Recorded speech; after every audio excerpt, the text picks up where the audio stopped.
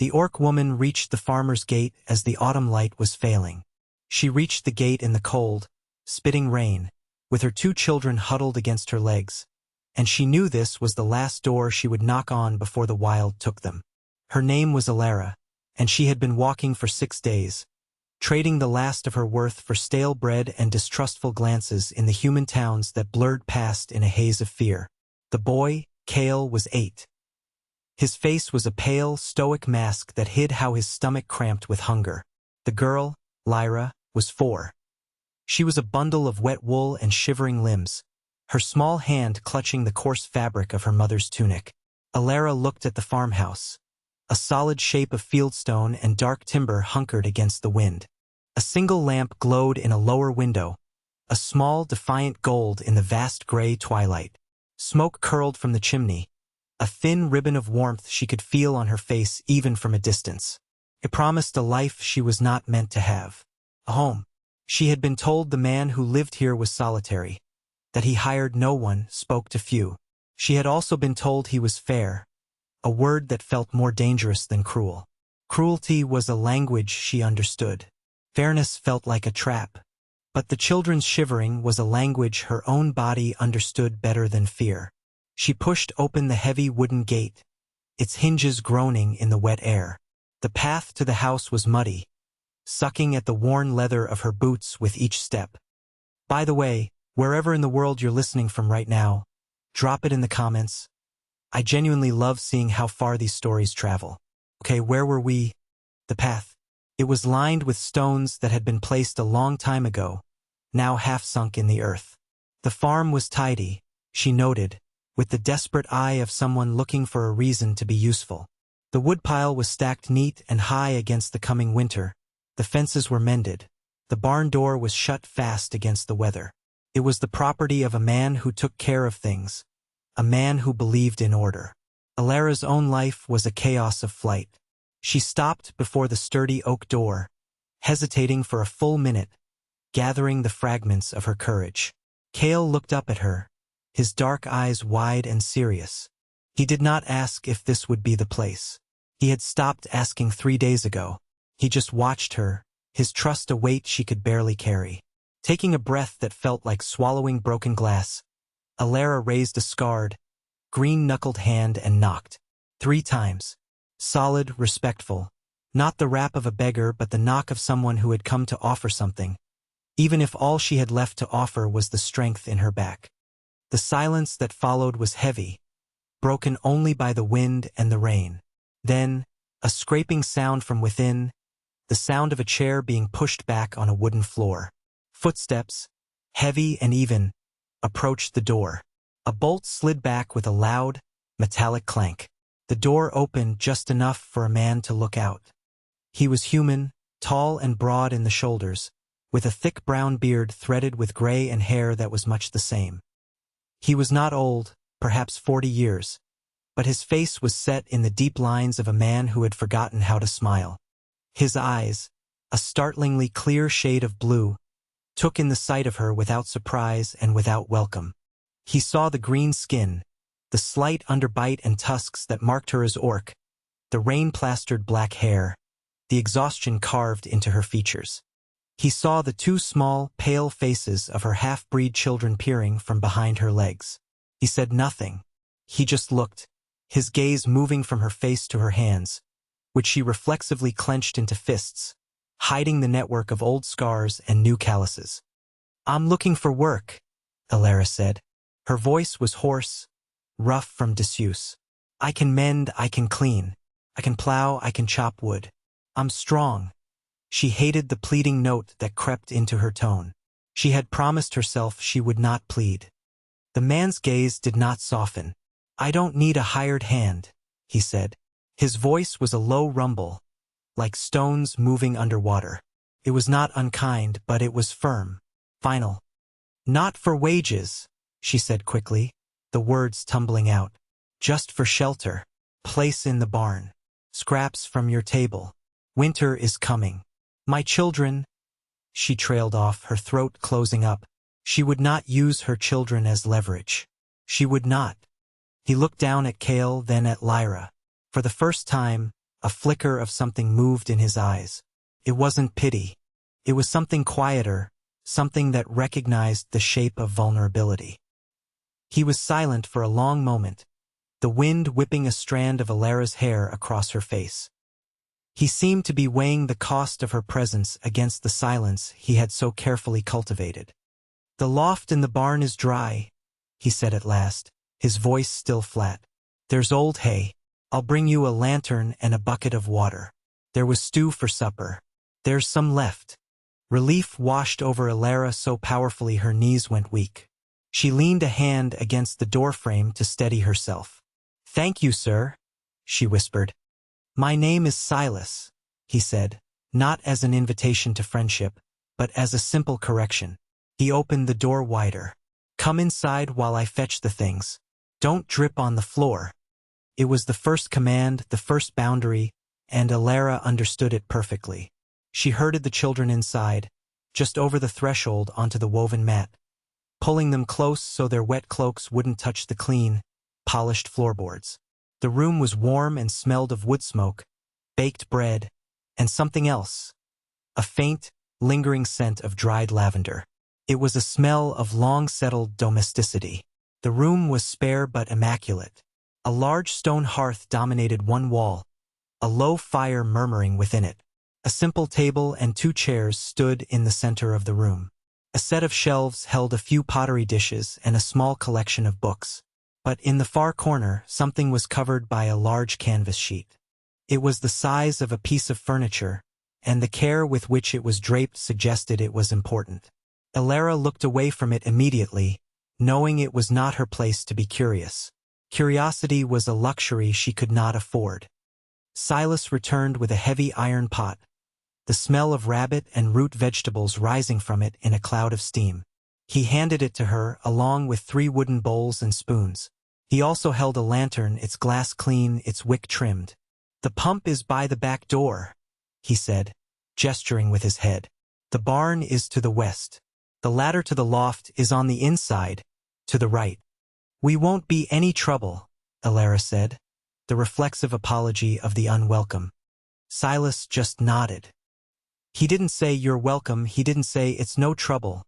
He simply watched as she gathered her children, took the pot and the lantern, and turned to go back out into the rain. As she stepped off the porch, Lyra, the 4-year-old, turned back. She looked at the stone-faced man in the doorway, who seemed as grim and permanent as the landscape around him. "Thank you for the soup, sir," she said, her small voice clear and high. For the first time, the hard line of Silas's mouth softened, just a fraction. He gave a short, stiff nod, and then he closed the door, the bolt sliding home with another loud, definitive clank. The sound echoed in the night, a sound of separation, of a boundary drawn. But for the first time in a week, Elara and her children were on the side of that boundary that had a roof. The barn loft was vast and smelled sweetly of old hay and dust. It was dry as he'd promised. Elara found a clean, empty corner and used their damp cloaks to sweep it clear. She set the lantern down, its golden light pushing back the deep shadows, creating a small circle of safety in the immense dark. She ladled the thick, hot stew into the bowls. It was rich with meat and barley, carrots and onions. It was the first truly hot meal they had eaten in days. Kael ate quickly, silently, his eyes fixed on his bowl. Lyra ate with her fingers, humming with pleasure. Elara ate last, her portion small, watching her children, the fierce, protective love she felt for them a physical ache in her chest. This was a reprieve. Not a home, not a sanctuary, but a pause in their flight. Place to be dry, a place to be warm for one night. That was more than she'd had any right to expect. After they ate, she banked the lantern low and settled the children into a deep pile of hay. She covered them with her own cloak, the driest of the 3. Lyra was asleep in moments, her small body curled into a ball. Kael stayed awake longer, his eyes open in the dim light, watching his mother. "Is he a good man?" Kael asked, his voice a whisper in the cavernous space. Elara smoothed the damp hair back from his forehead. "He is a man who gave us food and shelter when he didn't have to," she replied. That is more than good. It is enough. She didn't know how to explain to a child that in their world, the absence of cruelty was a form of kindness. She didn't know how to explain that a man who offered work instead of pity was a man who might be safe. She sat beside them long after Kael's breathing had deepened into sleep, listening to the sound of the rain drumming on the barn roof. It was a lonely sound, but tonight it was the sound of a roof over their heads. It was the sound of a small, fragile hope. She thought about the farmer, Silas. His quiet, unsmiling presence. The way he had looked at her hands. He hadn't looked at her tusks with revulsion or at her skin with disdain. He had looked at her hands, the tools of her labor. Perhaps he saw not an orc, but a worker. And for now, that was all she needed to be. A tree with scarred bark still reaches for the sun, her grandmother used to say. Elara felt like a tree that had been struck by lightning, stripped of its leaves, its wood splintered. But she was still standing. And tonight, for the first time in a very long time, she felt the faint, distant promise of light. The next morning, the rain had stopped. A watery sun broke through the clouds, making the wet world gleam. Elara woke before dawn, her body stiff from the cold hay. She left the children sleeping and climbed down the ladder. The barn was filled with the warm, earthy smell of animals. A single milk cow chewed its cud placidly in a stall, and 3 chickens clucked in a corner pen. Elara found the pump and washed her face and hands in the icy water, the shock of it clearing the last vestiges of sleep from her mind.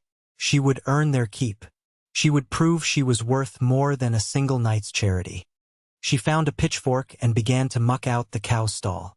The work was hard and familiar, the rhythm of it soothing. She worked with a focused, silent efficiency, her movements economical, born of long practice. She spread fresh straw, filled the water trough, and forked hay into the manger. By the time the sun was fully risen, the stall was clean, the cow was content, and Elara was starting on the chicken coop. Silas found her there, his face unreadable in the morning light. He stood in the doorway of the barn for a moment, watching her.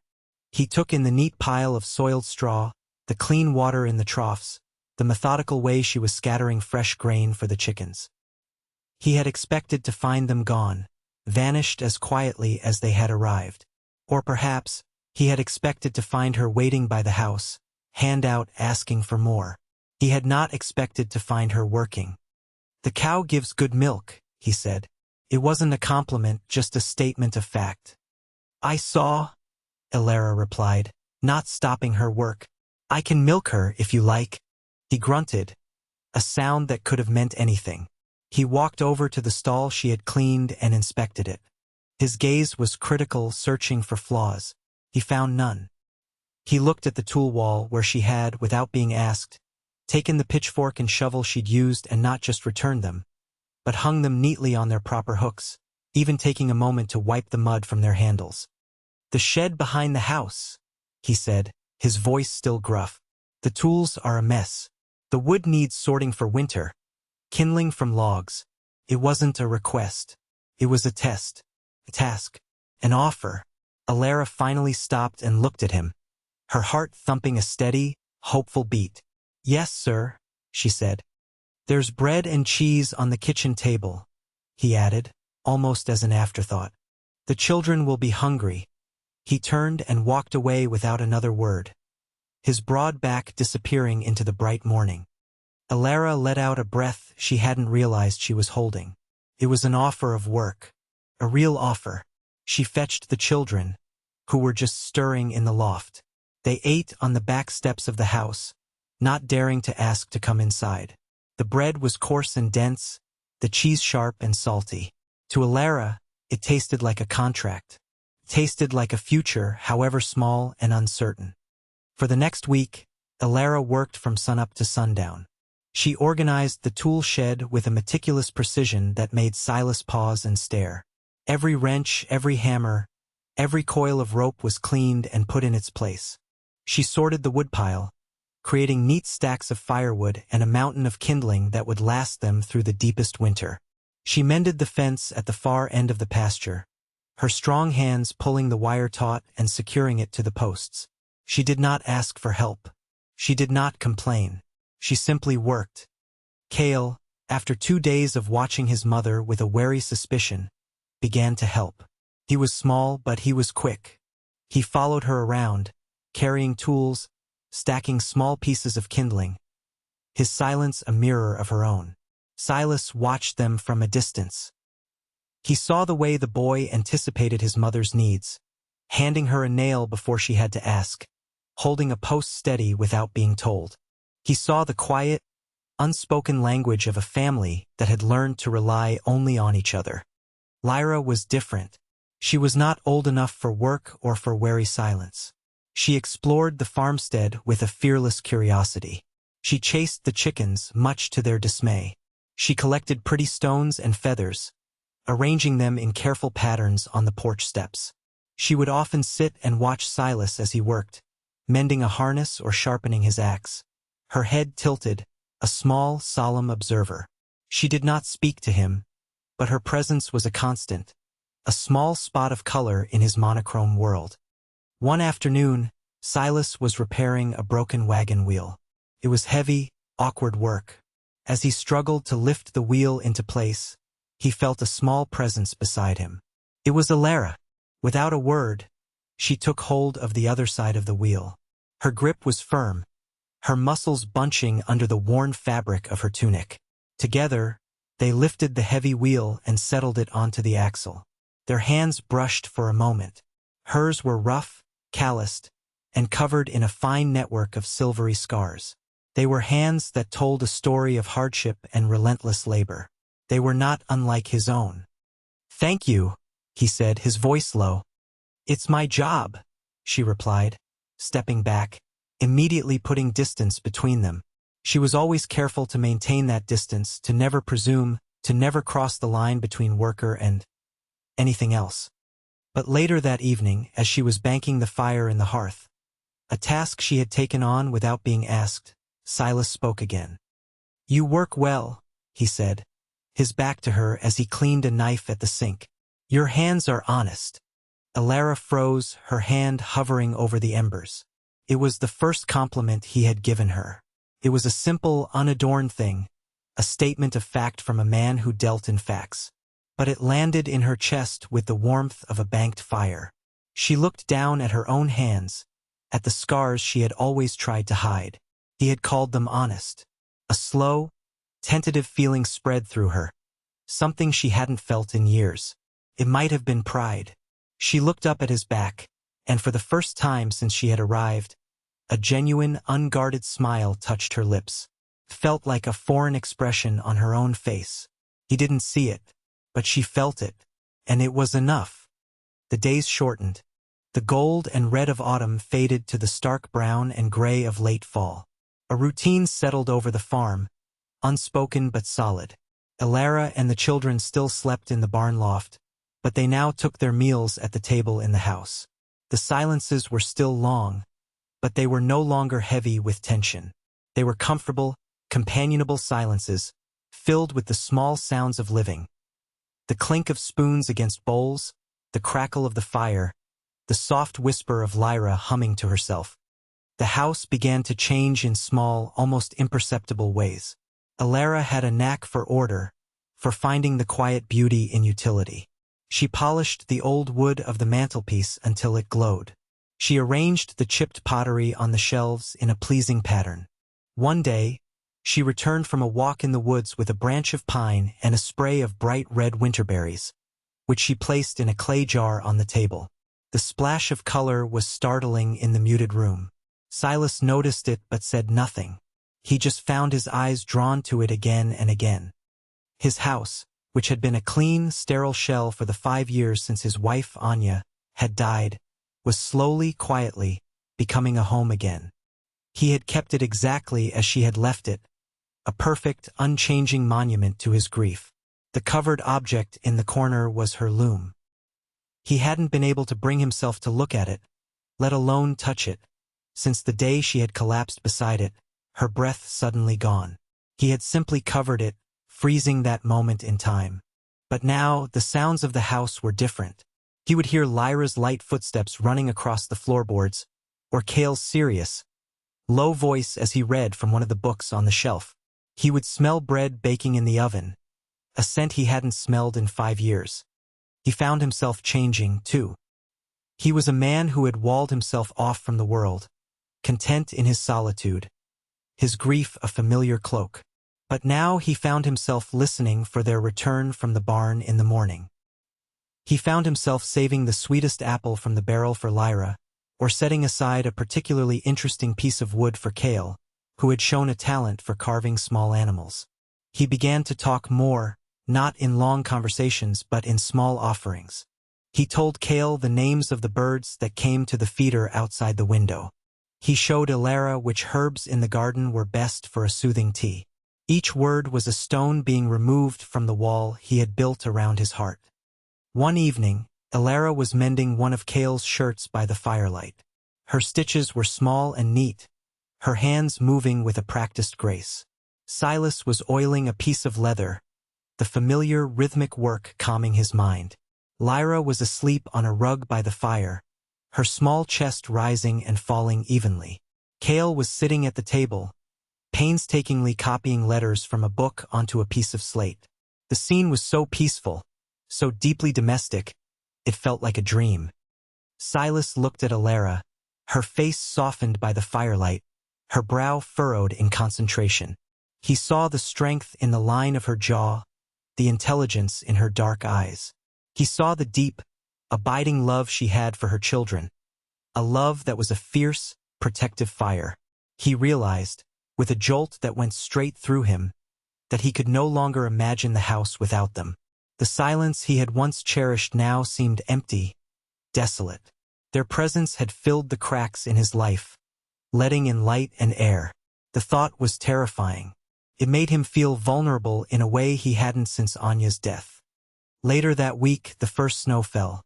It came in the night, a silent, thick blanket that transformed the world into a pristine expanse of white. Lyra was ecstatic. She had never seen so much snow. She ran outside, her laughter echoing in the still, cold air, catching flakes on her tongue.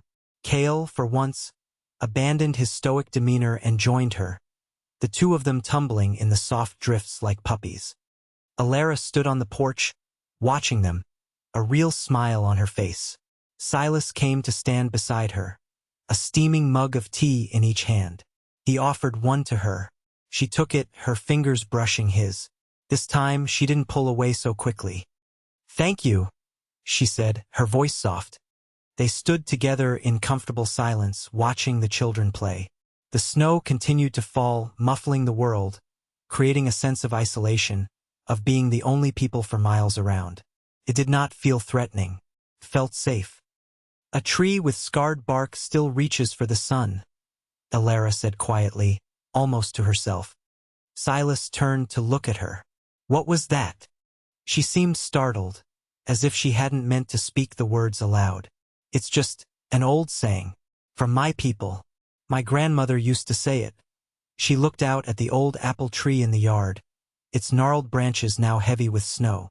"It means that even when you're damaged, you can still grow. You can still seek out the light." Silas followed her gaze to the tree. He knew that tree well. It had been struck by lightning 10 years ago, a deep, black scar running down its trunk. He had been sure it would die. But every spring, it still produced a cloud of white blossoms, and every fall, its apples were the sweetest on the farm. He looked from the tree back to Elara.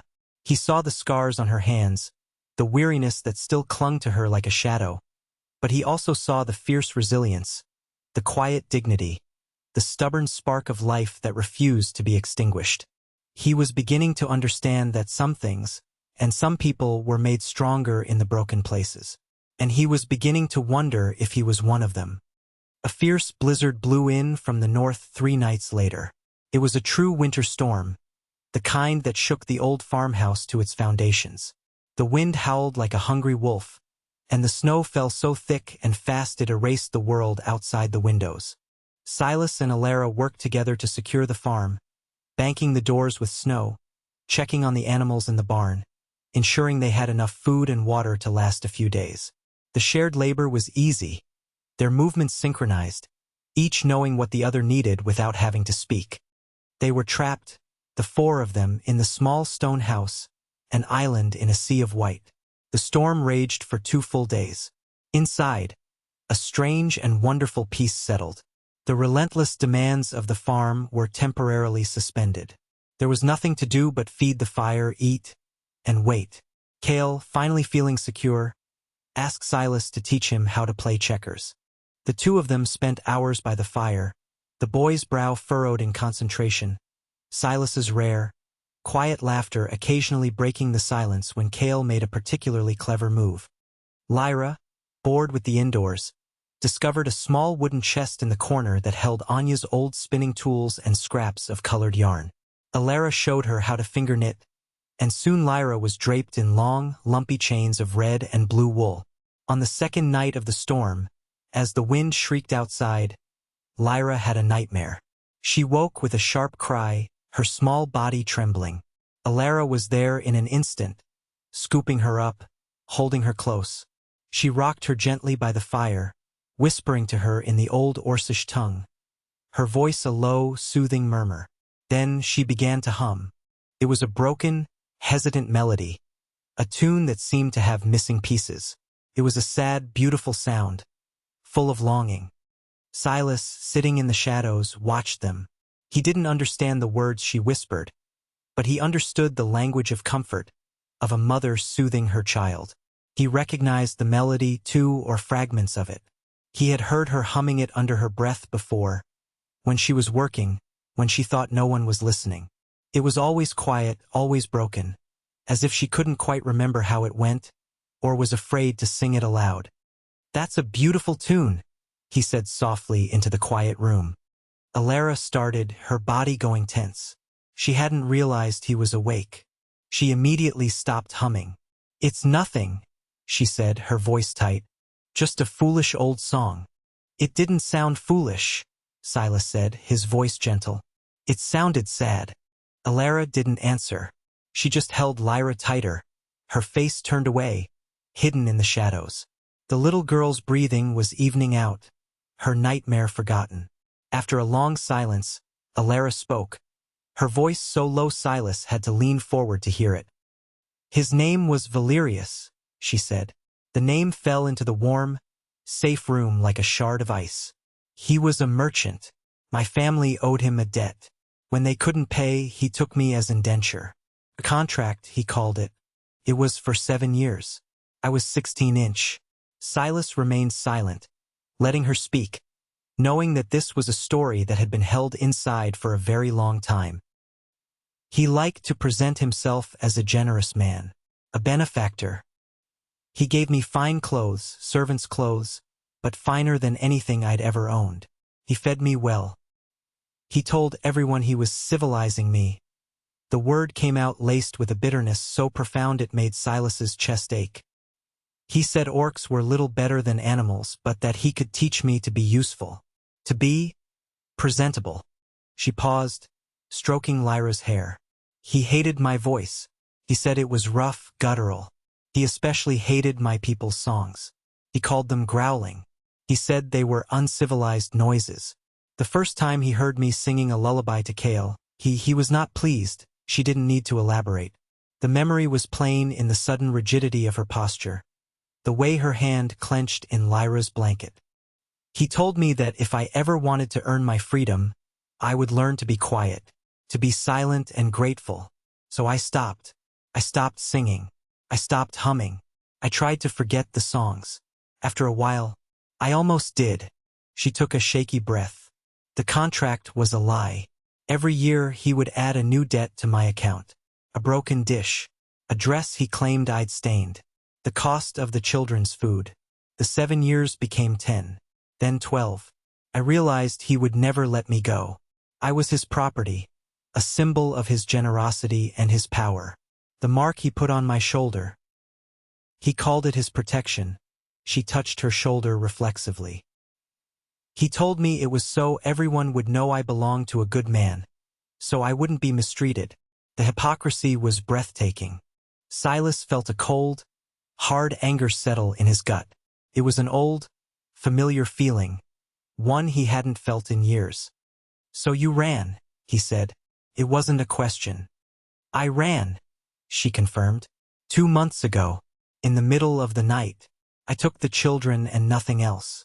We've been moving ever since, never staying in one place for more than a day or two. I knew he would look for us, not because he needs my labor, but because his pride cannot stand to be defied. He cannot stand for his property to have a will of its own." She fell silent.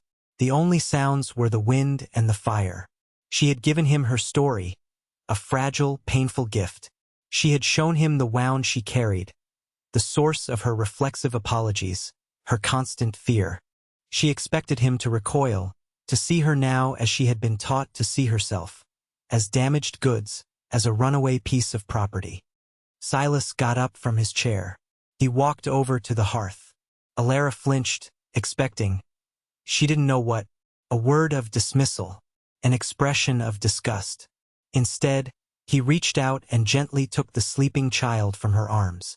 Lyra stirred, murmuring in her sleep, but didn't wake. He carried her to the small cot that Elara had set up for her in the corner of the room and tucked her in, his large, calloused hands surprisingly gentle. He turned back to Elara.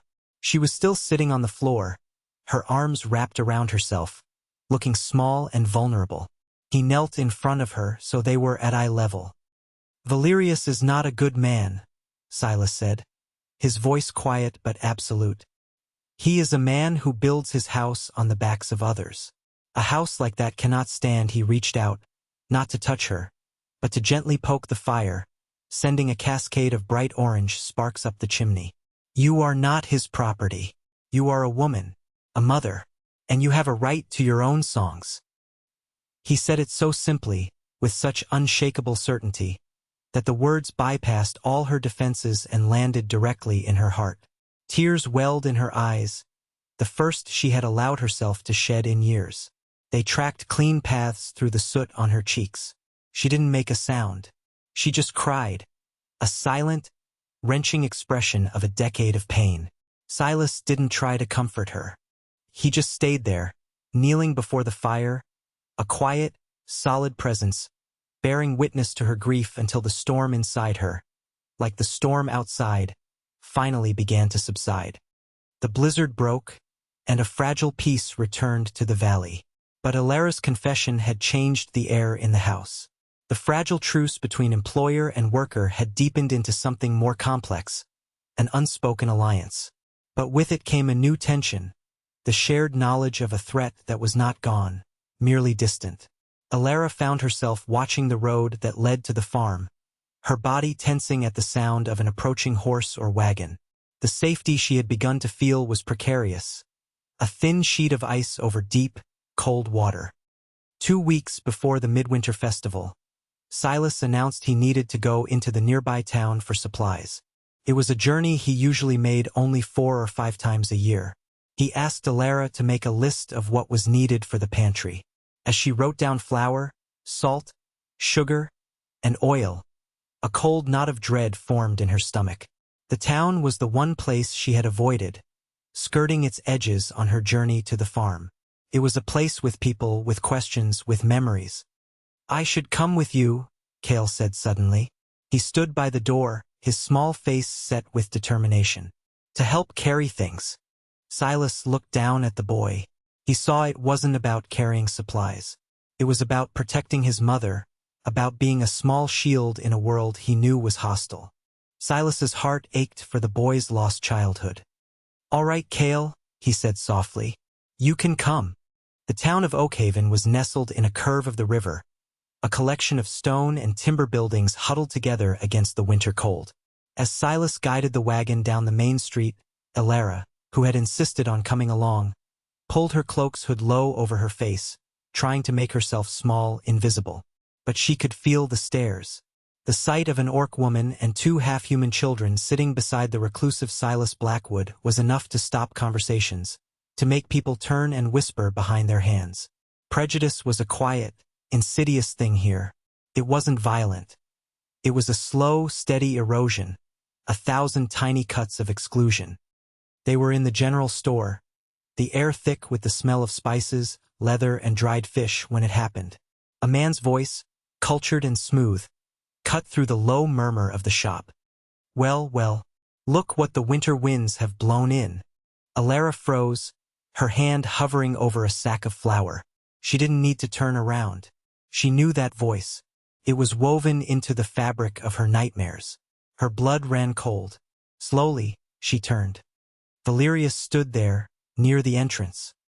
He was exactly as she remembered, impeccably dressed in a fine wool coat trimmed with fur, his dark hair perfectly coiffed, his handsome face arranged in an expression of pleasant surprise. He was a portrait of civility, but his eyes, when they met hers, were as cold and hard as chips of obsidian. "Elara, my dear," he said, his voice loud enough for everyone in the store to hear. "I have been searching everywhere for you. I was so worried." He took a step forward, his smile never wavering. It was a performance, and the entire store was his audience. "Stay away from me," Elara whispered, her voice barely audible. Kael moved instantly to her side, placing himself between her and Valerius, a tiny, defiant soldier. Valerius's smile tightened almost imperceptibly. Now, is that any way to greet the man who saved you from a life of squalor? I must say I'm disappointed. And to steal away in the night with the children. It was very poorly done," he tooted, a sound of patronizing disappointment. "But I am a forgiving man. We'll put this all behind us. Pack your things. We're going home." Silas, who had been at the counter settling his account, moved to stand beside Elara. He did not confront Valerius. He did not raise his voice. He simply placed himself at her shoulder, a solid, unmovable presence. His message was clear. She is not alone. "She is not going anywhere with you," Silas said, his voice a low, dangerous rumble. Valerius's gaze shifted to Silas, taking in the farmer's plain, homespun clothes, his calloused hands, his grim face. A flicker of contempt crossed Valerius's features. "And who are you?" "Her new keeper." He laughed, a short, unpleasant sound. "You'll find she's more trouble than she's worth. A stubborn creature. Requires a firm hand." He was speaking about her as if she were a difficult mule, as if she weren't even there. The shopkeeper and the other customers were watching, their faces a mixture of curiosity and unease. Valerius was a wealthy merchant who did business in the town. Silas was a recluse nobody really knew, and Elara was an outsider, an orc. They did not know whose side to take. "I have her indenture contract," Valerius announced, pulling a rolled parchment from inside his coat. He held it up for all to see. "Signed and sealed. She belongs to me until her debt is paid. Which, I assure you, it is not." He looked directly at Elara, his voice dropping to a silken threat. "Come now, Elara. Don't make a scene. You know what happens when you make a scene." Elara felt the familiar cold terror wash over her. His power had always been in public, in his ability to shame her, to make her feel worthless, to use the judgment of others as his weapon. Her instinct, honed by years of abuse, was to bow her head, to apologize, to submit. She could feel the weight of every stare in the room. But then she felt a small hand slip into hers. It was Kael. He was trembling, but his grip was firm. She looked from her son's terrified but resolute face to Silas, who stood beside her, not in front of her, a silent testament to his belief in her strength. He did not try to speak for her. He was waiting for her to speak for herself. Something inside her shifted. A small, hard kernel of defiance that had survived a decade of being crushed began to grow. She thought of her grandmother's words. A tree with scarred bark. She straightened her shoulders and lifted her chin, meeting Valerius's gaze directly. "I have no home with you," she said, her voice shaking but clear. "And I have no debt to you that was not paid 1,000 times over with my labor and my silence." Valerius's smile vanished, replaced by a flash of fury. "Insolent half-breed," he hissed, his polished veneer cracking. "You will learn to speak to me with respect." "She already has," Silas said, his voice cutting through the tension. He turned not to Valerius, but to the assembled townspeople. This man claims ownership through a piece of paper. This woman claims freedom through her own 2 hands. I ask you to look at them both, and decide for yourselves which one speaks the truth. A woman stepped forward from the crowd. It was Elspeth, the town healer, a sharp-eyed woman with a no-nonsense demeanor. She had treated Kael for a fever a few weeks prior, a visit Silas had insisted on. I have seen the old scars on this woman's back, Elspeth said, her voice clear and strong, and the faded bruises on her children. They were not the marks of a kind master. Valerius paled. His control of the narrative was slipping. He brandished the contract again, his voice rising in pitch. This is the law. The contract is legal. Is it? Asked a new voice. A quiet, unassuming man stepped forward. It was Master Thomas, the town scribe, a man known for his meticulous nature and his deep knowledge of territorial law. Silas had spent an hour with him the day before. May I see that? Reluctantly, Valerius handed it over. Thomas unrolled the parchment and studied it for a long moment, his finger tracing the lines of script. The entire store held its breath.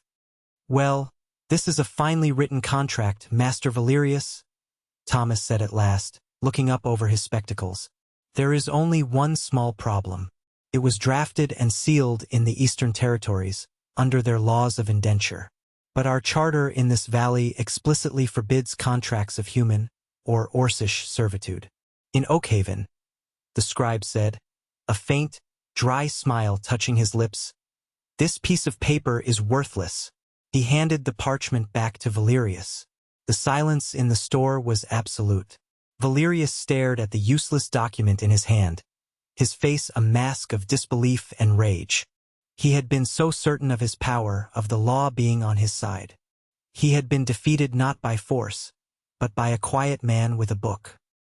He looked around at the faces of the townspeople. He saw no support, no sympathy. He saw only judgment in their eyes, the cold, hard stare of a community that had made its decision. His public performance had failed. Stripped of his audience and his authority, he was just a cruel man in a fine coat. He turned on Elara, his face contorted in a final, venomous snarl. But he said nothing. There was nothing left to say. He spun on his heel and strode out of the store, shoving a bystander out of his way. The crowd parted for him as if he carried a plague. He climbed into his expensive carriage and, with a sharp crack of the whip, was gone, leaving only the faint smell of his pomade and the deep, ringing silence of his defeat. He didn't look back. It was, Elara thought, the only honest thing he had ever done. In the quiet aftermath, Elara found she was trembling. The adrenaline drained away, leaving her weak-kneed.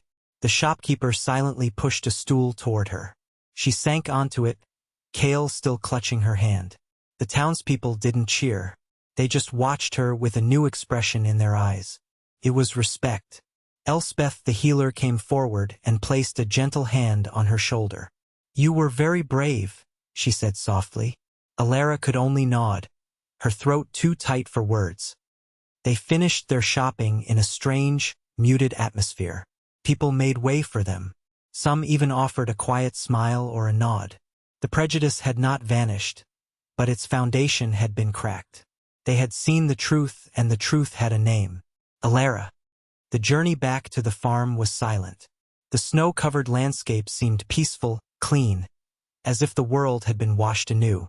When they arrived, the farmhouse stood waiting for them, solid and real, smoke curling from its chimney. It looked like a haven. It looked like home. That evening, a profound quiet settled over the house. The threat was gone. The past had been faced and vanquished. A new, uncertain future lay before them. After the children were asleep, Elara and Silas sat by the fire, the space between them filled with all the things that had happened, all the things that had been said and left unsaid. Finally, Elara spoke. You knew, she said. You spoke to the scribe before we went to town. Silas nodded, his gaze fixed on the flames. I did. Thomas is a good man. He believes in what is written. I thought it best to be prepared. You didn't tell me. It wasn't my truth to weaponize, he said simply. It was your fight. I could only stand beside you, not in front of you. She absorbed the deep respect in his words. He had given her the chance to reclaim her own voice, to speak her own truth. He had trusted her to be strong enough. Why? She asked, the question she had been holding back for months. Why did you let us stay? Why did you help me? Silas was silent for a long time, staring into the heart of the fire. When he finally spoke, his voice was rough with an emotion he rarely showed. 5 years ago, my wife, Anya, died. In this room. It was sudden. One moment she was here, singing as she worked at her loom, and the next, she was gone. He gestured toward the corner of the room, to the shape that was still covered by a canvas sheet. I have been living in a silent house ever since. A house full of ghosts. I thought that's all I had left. He turned to look at her, his blue eyes clear and direct. You and your children. You brought life back into this house. You filled the silence. I think, he said slowly, searching for the right words, that I needed you just as much as you needed a place to stay. He looked down at his own large, calloused hands. My farm needed hands, not a mirror to show me my own grief. I offered you work, but you gave me back my home. The honesty of his confession was as profound as her own had been. It was a trading of truths, an exchange of vulnerabilities. Later that night, long after the fire had burned down to embers, Elara walked over to the covered shape in the corner. Hesitantly, she reached out and pulled back the canvas sheet. Beneath it was a beautiful wooden loom. The warp threads were still strung, and a half-finished weaving of blue and gray was still on the rollers. It was a piece of a life interrupted, a story left unfinished. She ran her hand over the smooth, worn wood. She did not feel like an intruder. She felt a connection, a strange kinship with the woman who had sat here, whose presence still lingered in the house. She looked over at Silas, who was watching her. He gave a single, slow nod, an approval, a release. It was time for new stories to be woven. Spring came, and with it, a green so vibrant it seemed to shout with life. The scarred apple tree in the yard exploded with blossoms. The farm was thriving. Kael, now quick to smile, worked alongside Silas, learning the rhythms of the land. Lyra's laughter was a constant melody, and she now called Silas by his name, her childish voice turning it into a song. Elara had started to sit at the loom in the evenings. At first, she just touched the threads. Then, she began to unpick Anya's unfinished work, carefully winding the yarn back onto spools. It felt right, a respectful clearing of the ground before planting something new. Silas would watch her sometimes, a quiet look on his face. He had taken Anya's favorite shawl, the last thing she had completed, and folded it carefully, placing it in a cedar chest for safekeeping. He was not erasing the past. He was making room for the future. One warm evening in late spring, they were sitting on the porch, watching the last light fade from the sky. The air was sweet with the smell of damp earth and apple blossoms. I would be honored, Silas said into the comfortable quiet, if you and the children would share my name, if you would make this farm your home. For good. It was not a flowery proposal. It was a plain-spoken offer, as solid and dependable as the man who made it. Elara looked at him, at his kind, weathered face, and her heart felt full to bursting. She did not need to say yes. He could see it in her eyes. They had a small ceremony a week later, with Elspeth and Thomas as their witnesses. It wasn't a wedding in the traditional sense, but a formal declaration of partnership, an agreement filed with the town scribe that named them a family, that made Kael and Lyra his legal heirs. It was a contract not of ownership, but of belonging. That night, after the children were asleep, Elara was tucking them in when she began to hum. It was the old lullaby, the one she had hummed in broken pieces for years. But this time it wasn't broken. The melody was whole, complete.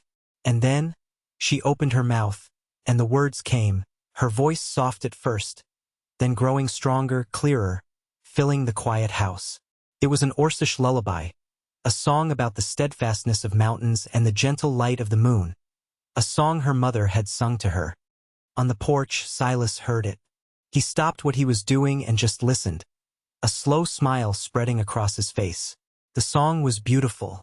It was a sound of healing, a sound of a voice, long silenced, finally set free.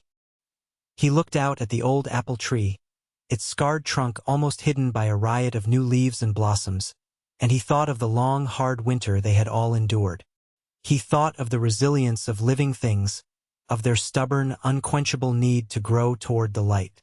A tree with scarred bark still reaches for the sun, and a heart that has been broken can learn to make room for what comes after, not by forgetting what came before, but by letting the new growth flourish right alongside the old roots.